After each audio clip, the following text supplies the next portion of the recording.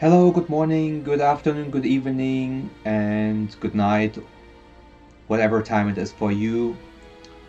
Five crazy series for One Piece, the end of Wano Kuni.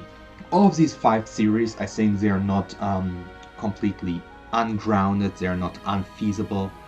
There are possibilities that I see might happen, but I think these are series that are um, series that are um, less popular, or I haven't heard of them anywhere else.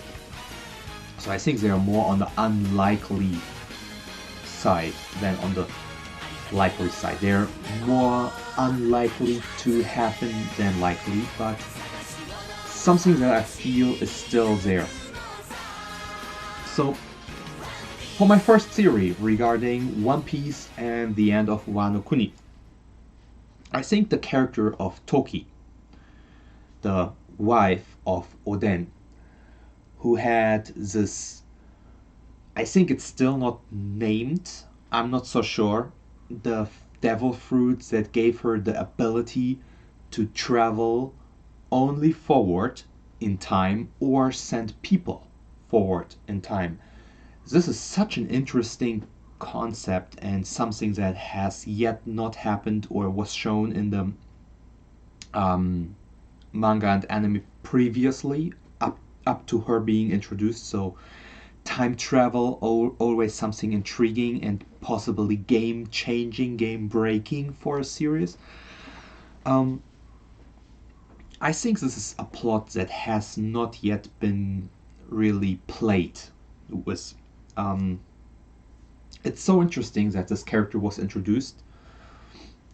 She supposedly just came from the Void Century, which is so interesting. It's like the hidden secret of the world of One Piece. And then we don't get to know really a lot from her.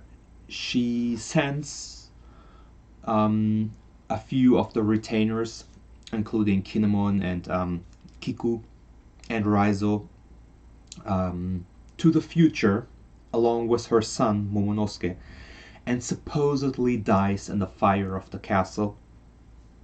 But it's kinda strange that nothing has been done with this big, um, I would call it a loose end, this loose story end. It's just a thread that's blowing in the wind and that's just there, but nothing has really been done with it. And so here's where my first theory comes.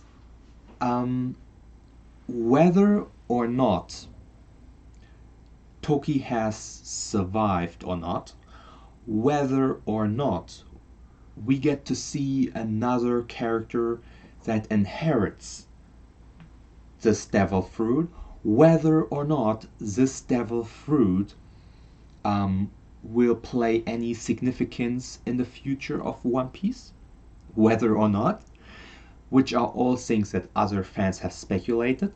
My theory is that Toki is not the first, or at least not the only character that has come or has been sent from the past.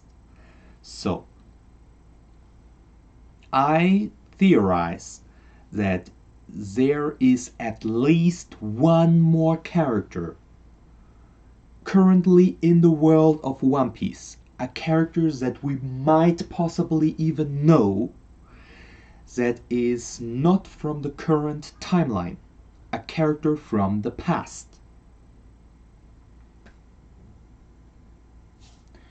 Theory number two, which kind of ties into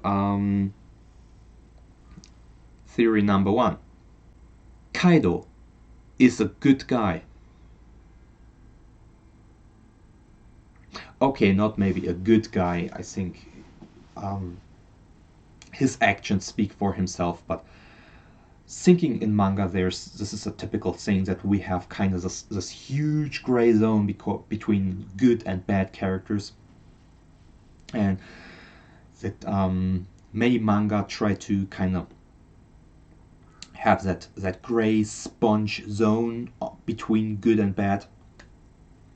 And especially with the recent revelations about Kaido through the flashbacks of his right-hand man, King, that got defeated by Zoro, we see a Kaido that was, it seems, way more ambitious and also had some ideals towards his crew, especially when he said, join my crew and I will never sell you out. And he seems to hold some value towards his man, his crew. And his man, his crew, seems to value Kaido. They seem to follow him. So, while on the surface it seems like we have this meritocracy society, this beast pirate crew where it's a survival of the fittest. The strong ones will be the leaders and the weak ones will be at the bottom. They are the fodder. And the very strongest can become the lead performers of the crew. Kaido, King, and Jack. So it seems like it's not really a stable nakama friendship crew like the polar opposite of Luffy's crew, and it doesn't seem to be like anything like Big Mom's pirate crew that is a family. They are all kids of Big Mom that she had with like some random, not really well explored different kinds of men, or like Whitebeard's pirate crew that were not that did not consist of members that were his actual kids, but that he treated kind of like kids. He even considered himself and was called by his crew as a father, kind of. So Kaido's crew seems on the surface kind of contrary to these other crews that at least hold some kind of positive family or familiar relationship with each other, and Kaido's crew kind of wild and just a survival of the strongest, loose bundle of strong guys crew. So, but this is the point where I think Kaido seemed way too two-dimensional when he was first introduced, and this is what's so intriguing about his character. There seems to be more about him. And what would be the biggest thing if Kaido was actually looking out for someone, for Joy Boy, for Luffy? Maybe he's there to test Luffy, knowing that this will be the place, that this will be the country where Joy Boy will arrive. And he was just there to wait for Joy Boy and test each and everyone who would try to open up Wano and maybe even protect Wano from the world government. Then let's face it, what's the only thing holding the world government away from entering Wano Kuni? It's pretty much just Kaido. So what would happen if there's no Kaido? The world government would seize Wano Kuni, the country of Wano. So it might be that Kaido is actually the power, or he himself established himself as the power, as the superpower, as one of the four Yonko, the four emperors of the sea, and settled on Wano Kuni to protect Wano Kuni and wait for the arrival of Joy Boy. Sounds crazy? I think there is no hint or no underlying information that makes the theory would lead anyone to come to the theory. So it's not a conclusion of any hint given. So in some sense, it's a completely random theory, but on the other hand, it's one that is still completely plausible. So this ties in with theory number 1. What if Kaido is from the past? Theory number 3, not so crazy. In my mind, more a likely conclusion of how the story and how the pacing of the current manga is. And that is that at the end of the Wano Kuni arc, at the end of the current events, after the conclusion of this arc, I predict that the alliance, and not just the alliance of Mink, Pirates, Law, Kid, and the Straw Hats, will split up and go their way, and that the Straw Hats will just say cheerio and see you later, alligator, and we're gonna move to the next island. We gotta go for the next road pornoglyph. But instead, I think even the Straw Hats will split up. So why do I think that the Straw Hats, the Straw Hat Pirates, the Luffy's crew, why they will split up? Reason number 1, we had that before. A part of the crew would mid-Dressrosa split up and travel to Zo, the big elephant where the minks reside, ahead of the other part of the crew. And that's then where Sanji would depart, split from the crew to marry Pudding, Big Mom's daughter, and after which the rest of the crew, or part of the crew, Luffy and some other characters, would then go to Whole Cake Island, Big Mama's territory, to save Sanji, but without another part of the crew. So we would have characters like Chopper and Brook, Luffy and, if I remember correctly, Nami, move to Whole Cake Island to get back Sanji. But we would not have characters like Robin, Zoro, Frankie, I hope I'm not forgetting anyone, not be present in the Whole Cake Island arc, but stay back in Zo and go their separate way. So this seemed maybe odd that the mangaka Eiichiro Oda didn't move the whole crew and instead chose to separate them. But this gave a huge advantage. With a smaller crew and a smaller cast, he could give each of the members of the subgroup more screen time and could make them kinda shine.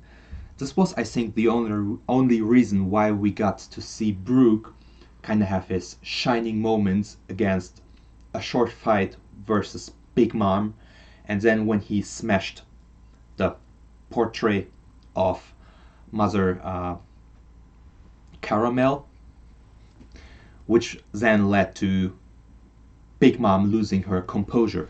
So we only got to see all these characters that usually don't have their big moments, have their screen time, have some dedicated moment during that arc, only because there was chance for that, because the cast was smaller. With a smaller cast, each character gets the chance for more screen time.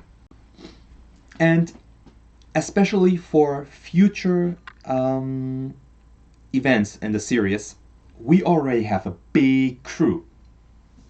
Just the Straw Hat crew alone, with the addition of Jinbei now, the crew grew again, even if just one member.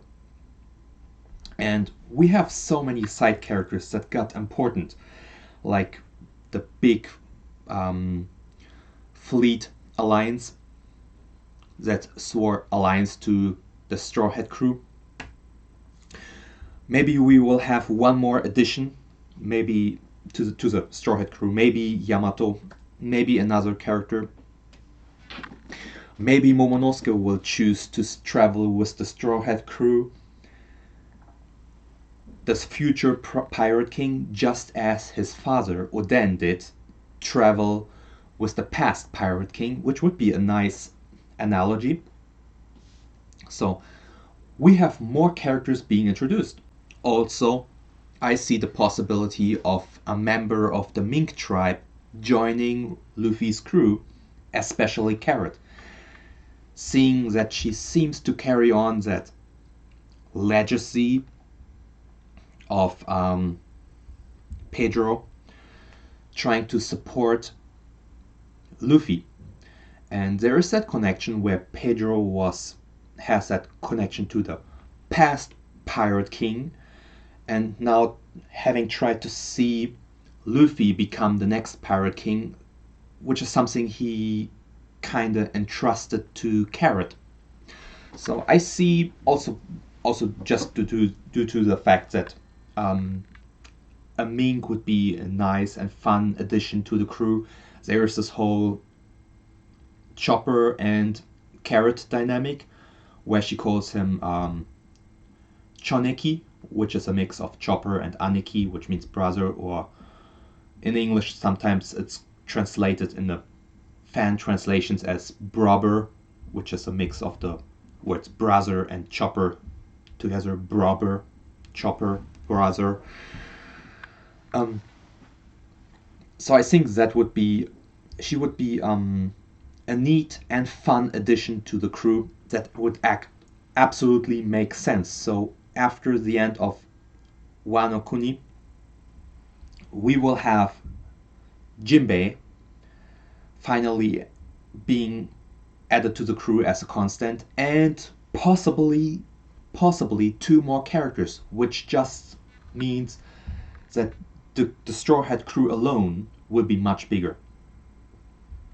So, what would be a possible split up? Series 3.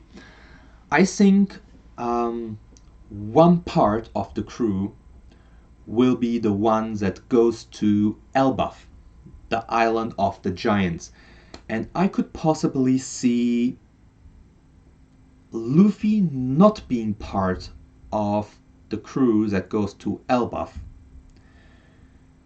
because at that point, should the crew, and I actually expect them to defeat the Yonko Kaido, should they move out of Wano Kuni as the winners with a victory, with CP0 being there and deliberately kind of recording everything, it's almost guaranteed that they will get a significant raise in their bounty. And usually it was always the case that Luffy's bounty exceeded the bounty of the one he defeated. Looking at how Kaido currently has the highest bounty of any known One Piece character that is currently alive in the story, past characters excluded like Gold Roger and Whitebeard, and assuming that Luffy might get a higher bounty, he would be the character with the highest bounty in the series. And it would be extremely difficult to have a meaningful adversary for a new arc for Luffy. So a possible move that the mangaka Eiichiro Oda might pull here is to move Luffy out of the picture and have a part of his pirate crew have their own little adventure. This might mean that Zoro as his first mate might take really take on that role of a vice captain and become the number one, or the lead person, the one leading the subgroup of the Straw Hats into the next arc, with maybe a small cast of characters, especially Usopp, who many suspect will have his great moment in Elbaf due to his story connections and his moments with giants in the story previously. Little Garden and Enies Lobby. So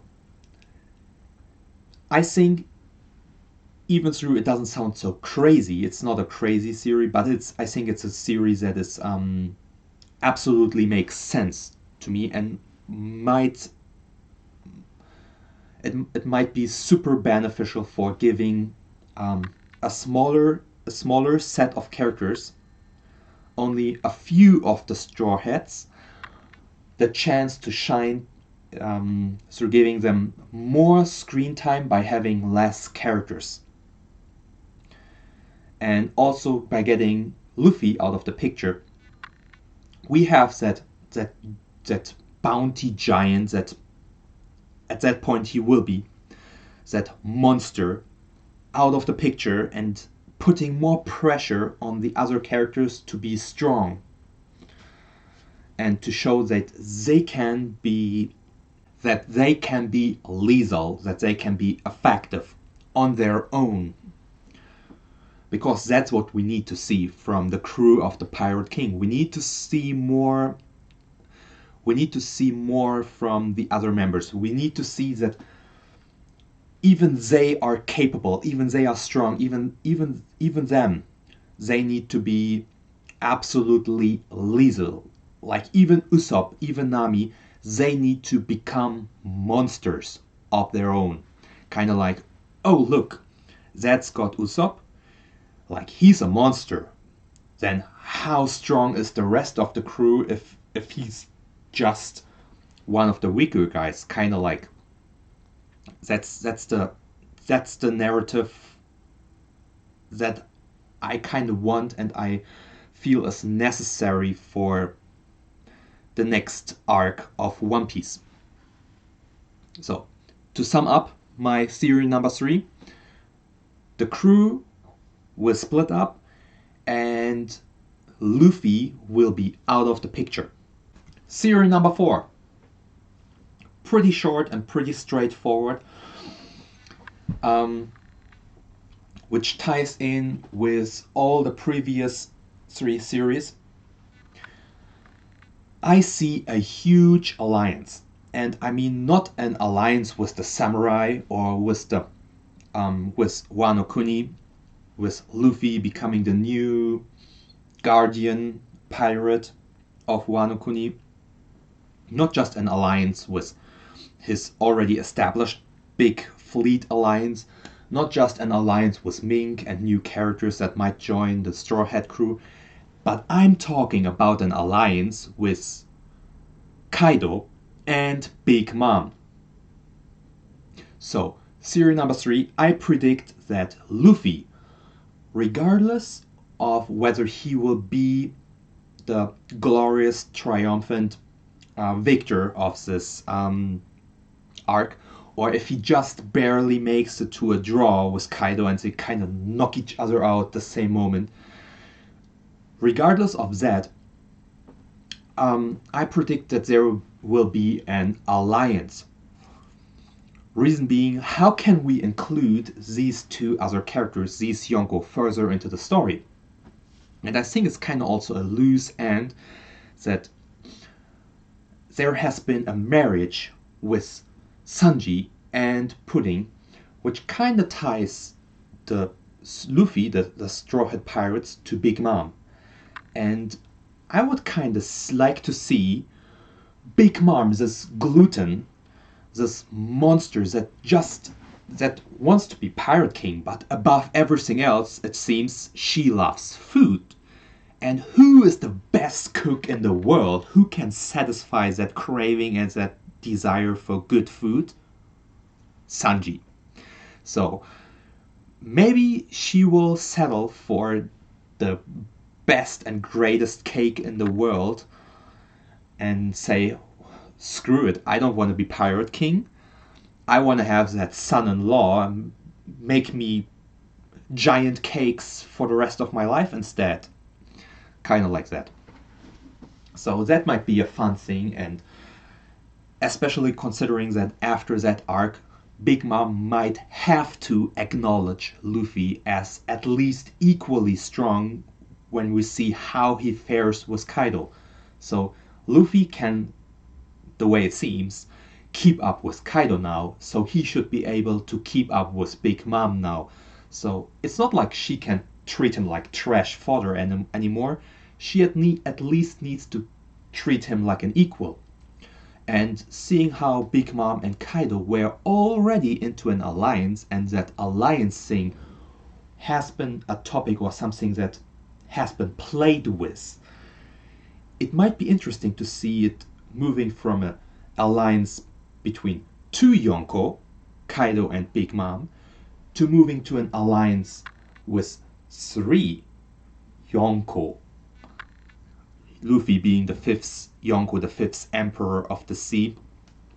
So, kind of like Luffy, Kaido, Big Mom forming a triple alliance to face the world government or anything in the future. And Kaido on the other side, Kaido's crew being kind of like a meritocracy, survival of the fittest, where the strongest in the crew will be acknowledged as the leader. It might just turn out that after this battle, the beast pirates will just say, well, we were enemies, but the Straw Hats bested us, so let's join them, let's follow them. And everyone will be just like, oh, cool. Sanji beat Queen, Zoro beat King, and Luffy, he beat, or I think he might beat, or at least get a draw with Kaido. So that might be just enough to acknowledge them and enter into what I already said, the alliance between those three, Luffy, Kaido, and Big Mom. My last theory, number 5. So what is there still to face for each character? We have, if we think, what possible adversary, what possible opponent might there still be for each of the Straw Hats, especially for the big three, like the strong three ones, the monster trio, or maybe they are a monster quartet with Jinbei now included. Many fans like to see him included, it seems. But let's just talk about like Luffy, Zoro, and Sanji. Zoro in particular. So for Luffy, there might still be some possible hindrances. Looking at Blackbeard, there's still a score to settle with the whole backstory with what happened with Ace. But I think even way more with the world government and the Marines. So and there might be some possible opponents for Luffy still to come. So maybe Kaido's being called the strongest creature in the world is not the strongest in the world. So maybe there's someone behind him. And I sure think there will be. But what about the others? Sanji, okay, let's leave him out for now. I think there might also be some challenges left for him. But specifically Zoro. Many people expect him to have his final round, his revenge round with Mihawk. Considering Zoro's goal is to be the strongest swordsman in the world, and assuming Mihawk is the strongest swordsman currently in the world, we would assume that Zoro's final fight is him versus Mihawk to finally acquire the title of strongest swordsman in the world by defeating Mihawk. But let's assume, theory, Mihawk is not the strongest swordsman in the world. Then maybe we might have a situation like Mihawk acknowledging that Zoro has grown, that he has improved, and that he's already better than him, but then him saying, sorry bro, but I'm not the strongest. So who might then be the strongest swordsman if not Mihawk? A possibility might be a member of the Gorosei, the 5 elders. We've seen one with a blade, so there is still possibility for some known or also even more unknown characters that are even stronger swordsmen than Mihawk and Zoro at current. But that would not be really a crazy theory to say, okay, maybe Mihawk is not the strongest. So Zoro's goal at current is to be the strongest swordsman, sure. But let's assume he accomplishes that goal to be the strongest swordsman in the world. Especially seeing that he has officially acquired Conqueror's Haki. He has the qualities of a king. And it's often disputed, like what are the qualities of the king? Raylight had the Conquerors of the King, the Haki, the Conqueror's Haki, as well, which was the reason for him being called the Dark King. What are the qualities of a king? Someone who wants to reign supreme or at least be independent, and was often pointed out that such a strong person, such an individual like Zoro, being able to play the role of the number 2, being just the first mate in the Straw Hat crew, even something that was obviously stated by other characters, like, look, how strong, how crazy is that guy? He has that captain aura, he has that leader and boss atmosphere, that Sigma male aura. And still, he's not the captain, he's just the first mate. How crazy and strong must be the captain? Which we all know, like Luffy, he's like a goofball, he's not really a serious character. Most of the time he can go into serious mode, but usually Luffy is more supplemented by his crew members, supported, and he himself is not that serious, intimidating person, at least 90% of the time when he's not in anger mode. So, to move back to the question, what can come for Zoro after that? Should he ever attain the title strongest swordsman in the world? Crazy theory. After Zoro acquires the title strongest swordsman, he will want to move on to acquire the title strongest in the world. Not strongest swordsman, just strongest in the world. So we might see a surprising, almost shonen typical rivalry between the two protagonists, or the two most popular characters that grow up, that fight alongside each other, but something that has just not evolved organically or was forcefully laid out from the beginning, kind of like a Naruto Sasuke thing, but something that might pop up almost last minute towards the end of the story, where we see a Luffy versus Zoro fight, where those two monsters will finally try to settle for who's the strongest. And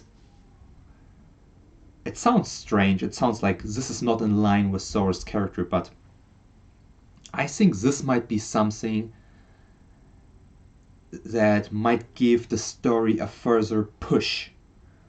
Because we are at a point where the characters in the Luffy's crew are so strong, they have become monsters, and just introducing a stronger opponent, a bigger force, a bigger adversary, the bigger superpower will not introduce enough drama, will not introduce the necessary story-driven conflict to make it interesting. I think there needs to be more for character development than just to say, okay, so now you're strong, so you need to fight the next boss, the next enemy, the next pirate crew, the world government, always going up against the stronger one. I think that's kind of like, that's an old shonen trope. It feels kind of like Dragon Ball-ish. Might just be the way One Piece proceeds, but again, it's a theory, and I would want to lay out the possibility of the pirate crew not just splitting up for the convenience of giving screen time, but also for a narrative reason, for the reason that this Straw Hat crew might not just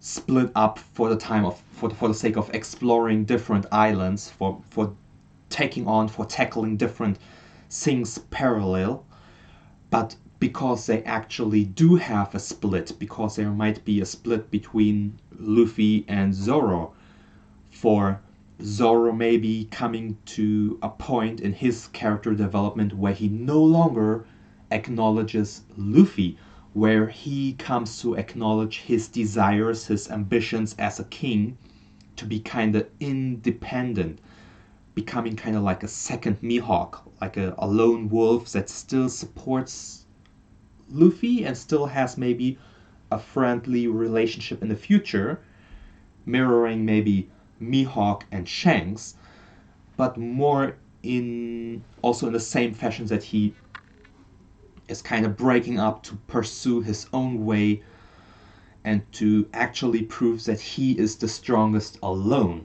not just the strongest swordsman. So that's it for today. My 5 series, to sum it up. Series number 1, Toki is not the first and not the only one that came from the past. I theorize there is at least one more person that came from the past, maybe even from the Void Century. Series number 2, Kaido is a good guy, or at least decent. He was maybe even trying to protect Wano Kuni from the world government, and maybe it was his plan to establish himself as the power in Wano, to wait for the arrival of Joy Boy and to protect Wano Kuni till that day would come. Theory number 3, I predict that the Straw Hats will split up for the sake of giving more screen time to a smaller subgroup of the Straw Hats, especially Usopp for Elbaf, but also maybe Zoro to give him some own time to shine and develop his own leadership or his own character, but even more so to have Luffy, the strongest, out of the picture and have the other Straw Hats shine a little bit. Theory number 4, an alliance between Luffy and maybe even the Minks and the Samurai and Wano Kuni and Big Mom and Kaido. So a big alliance between Luffy, Kaido, and Big Mom. Theory number 5, Mihawk is not the strongest swordsman, that there is someone behind Mihawk in terms of power as a swordsman, and that after Zoro defeats Mihawk, and that after Zoro defeats that stronger swordsman, that Zoro will strive to not only be the strongest swordsman, but to be just the strongest. So that sums it up, my 5 theories. Thank you for watching, and I hope you really enjoyed this video. I hope this contributes in some way to the community. And thank you, see you, bye.